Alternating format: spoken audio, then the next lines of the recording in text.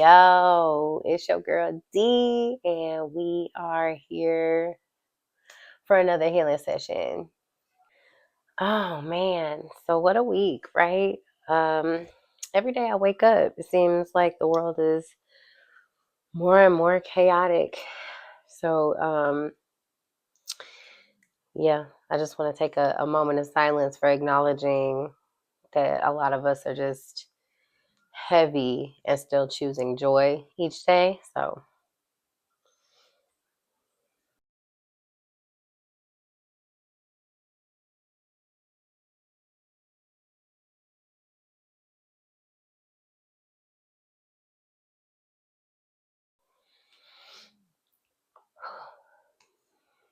all right.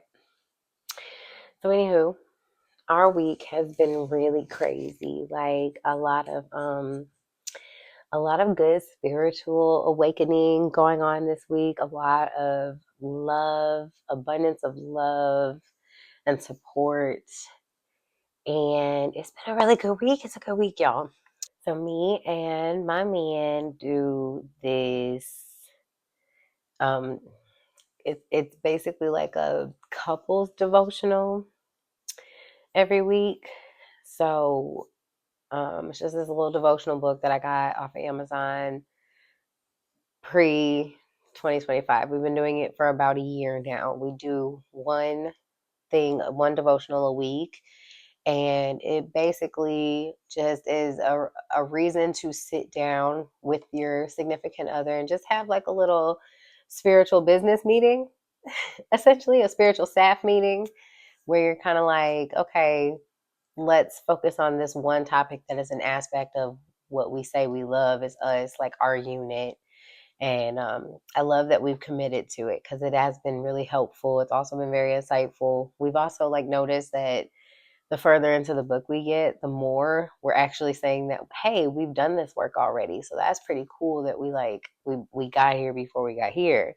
That's pretty cool. So it's cool to have those moments of progress where you're noticing that even though the day to day isn't always perfect, it can still be worth mentioning the amount of work that you and your partner have done just to be together and make sure that you're healthy as a unit for your family. And we look forward to continuing our healing journey with each other. This has been really cool to like have somebody in my corner while accepting that like healing is not cute and then like allowing me the opportunity to do the same for him. It's been a real ride.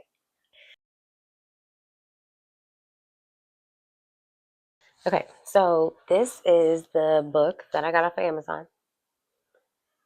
You can see the name and the title and authors right here. It is called The Couples Bible Study Activities by Legina James. It is 70 devotionals, and it comes with activities. So it's designed to keep you strengthening your faith amongst each other, working together, but also like in turn your relationship. So I came across this book, and this is before we were ready to come back to church. This is when we were kind of like dipping our toes in the pond, right? Like I was just like, okay, let's make it make sense, right? First, we feel like it's going to be a lot easier to talk about us and our relationship because this is important to us, right? And we don't really know where to start on our spiritual journey. So let's do it together and let's make it for a cause so we can like feel comfortable just diving right back in because it's been a minute. We're more concerned on getting back in touch, like having that connection that we used to have, but in a more authentic way to who we are today. And so this made the most sense at the time. So I'm just going to pick one, right? But like it has 70 different devotionals, which is funny because now I'm curious to see how far we are before we get done. We put a page marker in each spot, and like it got so bad, like we alternate reading. So like when it's my turn to read, my post-it's right here, and then his is wherever his is. So he read last night, so it's my turn to read next time. Um, so we're on The one we did last night was called Words That Build Up. Okay, words that build up. So 1, 2, 3, 4, 5, 6, 7, 8, 9. We have 9 left before we're done. Oh man, that's awesome. That might be just in time for anniversary too. So maybe that'll be something I can get us as a new book. So anywho, last night's devotional was about words, and I'm real big into my English literature. I love reading. I love linguistics. I love language. I love trying to use language in a way to communicate appropriately. I'm very big on clarity. So like use your words cautiously and intentionally. Like I believe that. The devotional says is from Proverbs 12:18. It says, "The words of the reckless pierce like swords, but the tongue of the wise bring healing."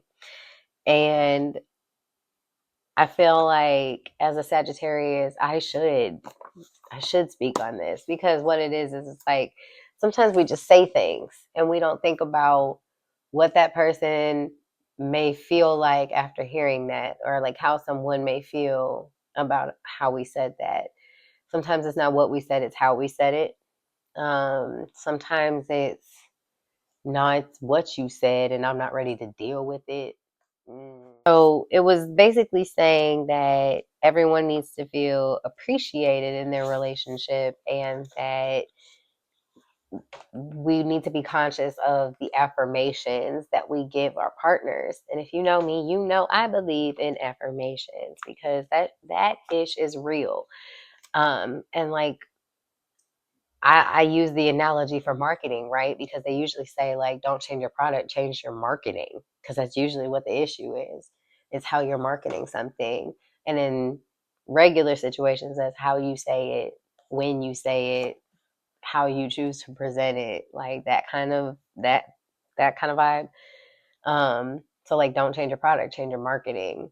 If you believe in the product, change the marketing.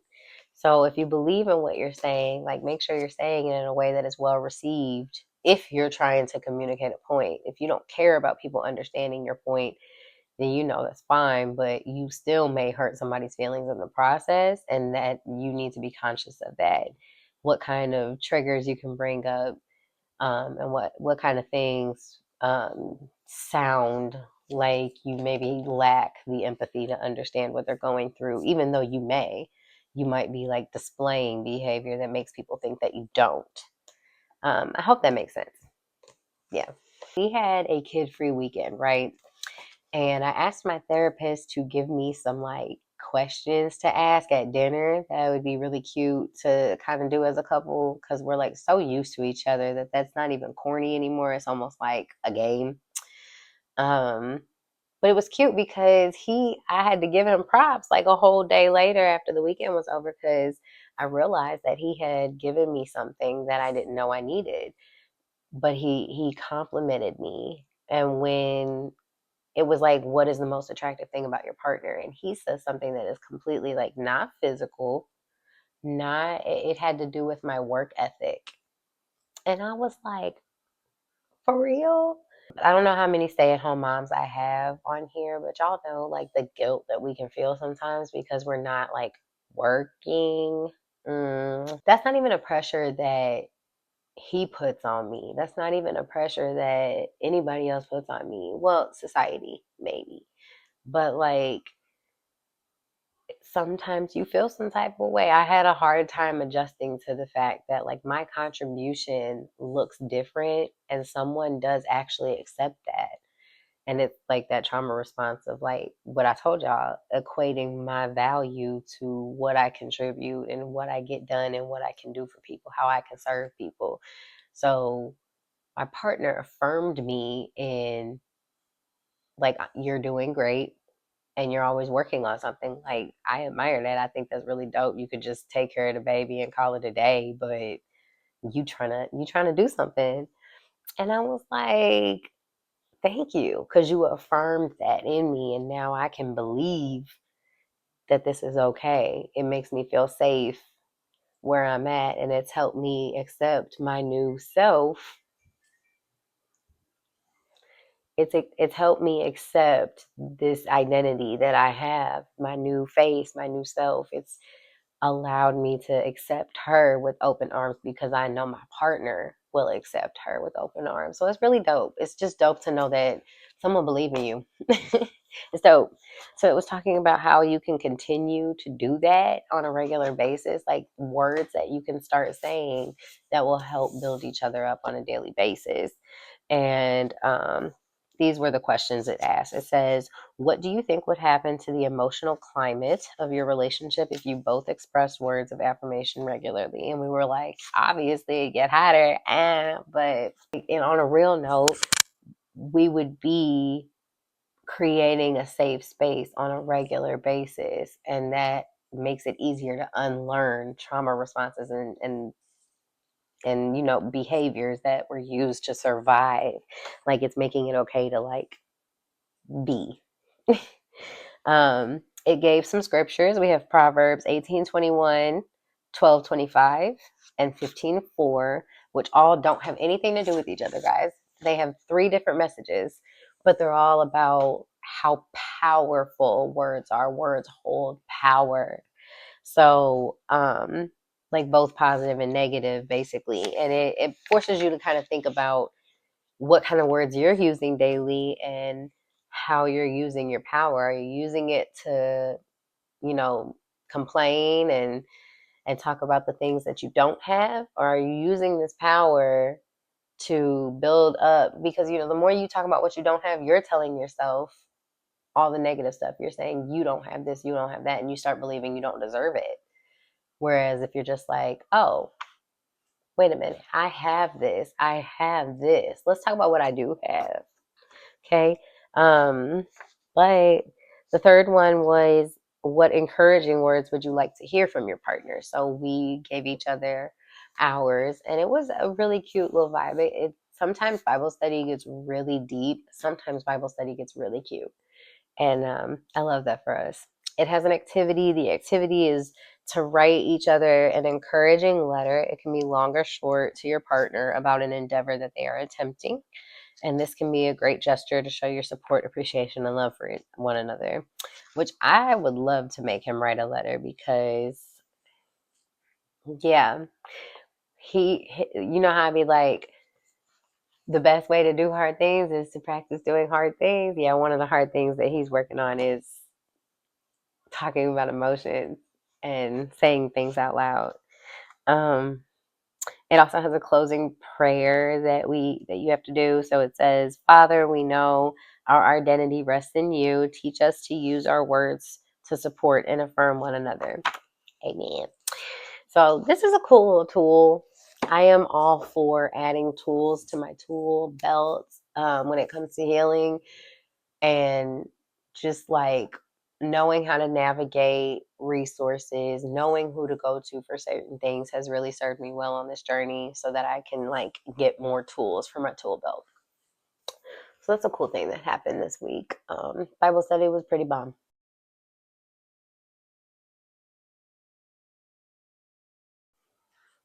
I am having a moment because I'm coming up on my 1 year anniversary of being a mom. Like, I'm straight somebody fine ass mama. Like, ow.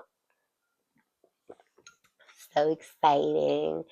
Um, and I'm just so floored. Like, I'm so grateful. I'm in awe. I'm in shock of what bodies can do.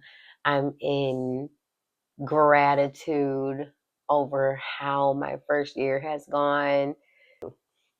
I look at my first year of motherhood and I really love what it looks like. I love everything about it. It has not been cute. It has not, I ain't even been, I am still in shock that I look like this because my face, my body, all of it has changed in the course of a year.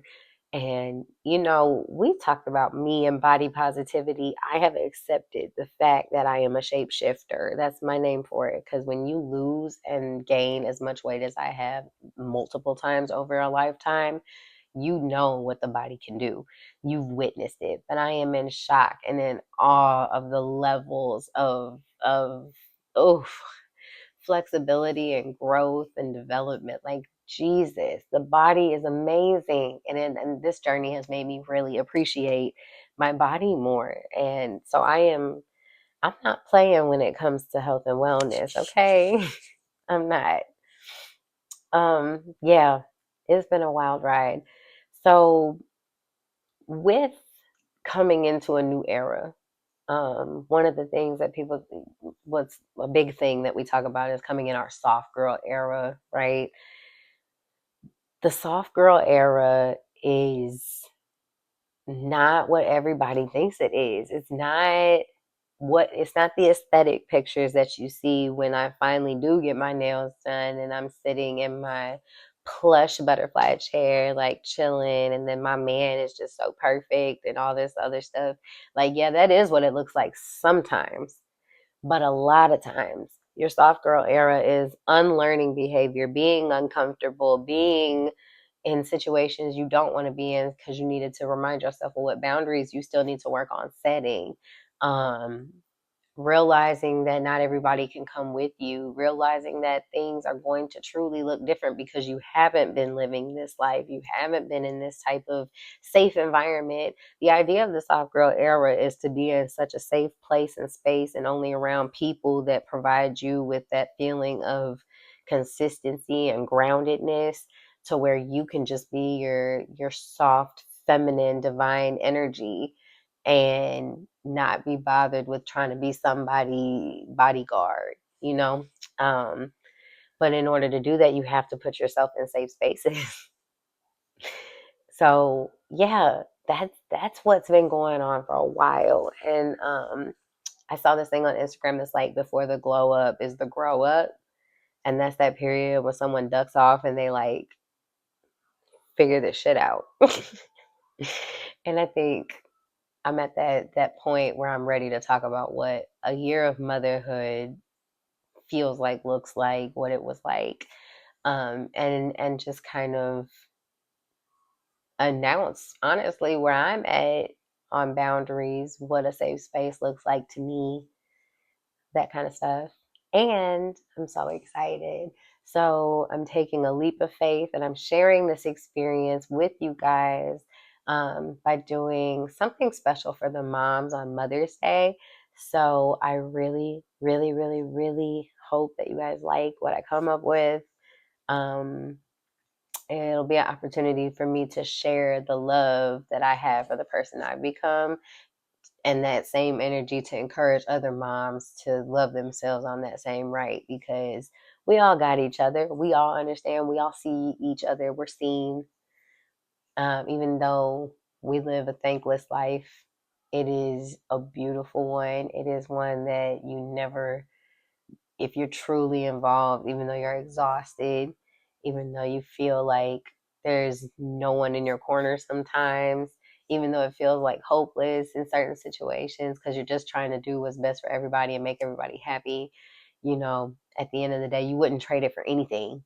So I'm sharing this moment with you guys. I have something really cool coming out, um, coming soon. Just stay tuned for the next episode of Healing Out Loud. I hope you enjoyed what I talked about today.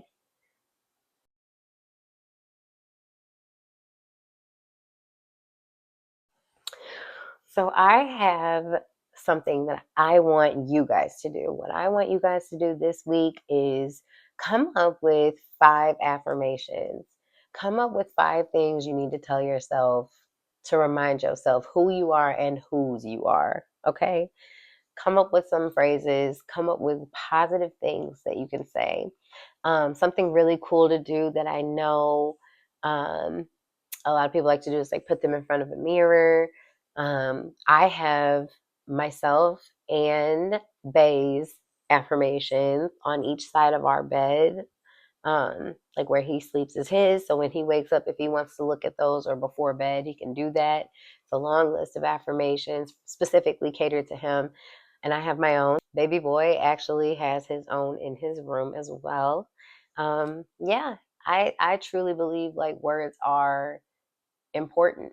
If you've ever seen the movie Focus with Will Smith, it's a great, like, if you're into sales and marketing, it's cute AF, right? It's about con artists that talk about the importance of like how you set up your targets, right?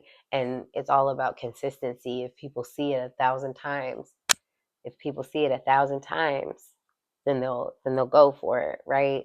So the more, whatever you're seeing every day, whatever you're feeding yourself, feeding yourself, feeding yourself, feeding yourself, whatever you're feeding yourself every day, that's what you're going to be. That's what you're going to believe. That's what you're going to be made of. That's what you're going to exist as.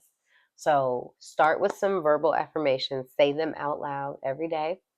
And you don't have to share all of them, but share one with me. Drop one in the comments and let me see where we're at. How are we affirming ourselves today? I will talk to you soon.